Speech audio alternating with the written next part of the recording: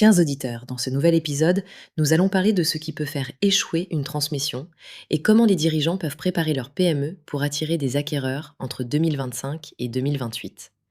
Nous allons décomposer les signaux du marché, les erreurs courantes et un plan d'action concret sur 36 mois pour rendre une entreprise autonome et lisible, prête à séduire les repreneurs. Le constat est récurrent. Des PME performantes restent invendables parce qu'elles reposent encore sur le leadership d'un seul dirigeant et des habitudes non documentées. Prenons l'exemple fréquent où le dirigeant gère les prix, le recrutement et les relations grands comptes et où tout peut se modifier si ce dirigeant part. Les acheteurs ne rachètent pas une personne, ils veulent une organisation qui tourne sans elle. Que disent les tendances du marché pour 2025 à 2028? D'abord, l'offre de cession va augmenter. Plus de dirigeants approchent l'âge de la transmission. Ensuite, les acquéreurs adoptent des méthodes plus professionnelles, liste de contrôle, due diligence, et exigent des entreprises plug and play plutôt que des projets à réparer.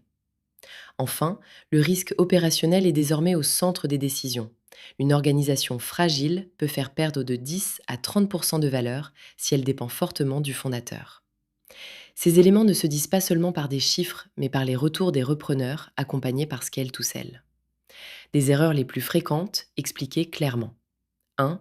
Penser que la rentabilité suffit. 2. Attendre d'être prêt pour vendre. 3. Sous-estimer l'importance des processus. 4. Expliquer tout oralement. 5. S'accrocher aux décisions opérationnelles qui font du dirigeant l'indispensable et de l'entreprise un projet risqué à reprendre. Le chemin pour reprendre la main est précis. Se regarder comme un acheteur et vérifier. Qu'est-ce qui tourne sans moi? Qu'est-ce qui dépend encore de décisions informelles?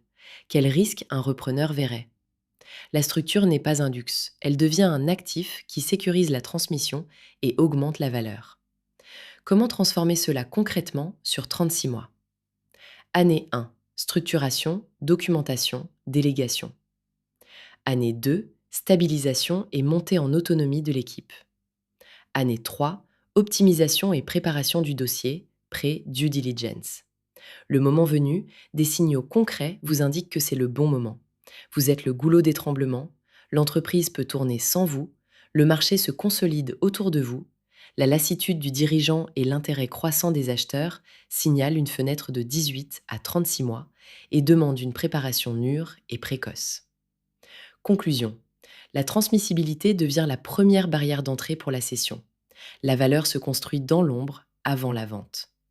Chez Scale to Sell, nous accompagnons les dirigeants pour structurer, réduire les angles morts et rendre l'entreprise réellement désirable aux yeux des acquéreurs.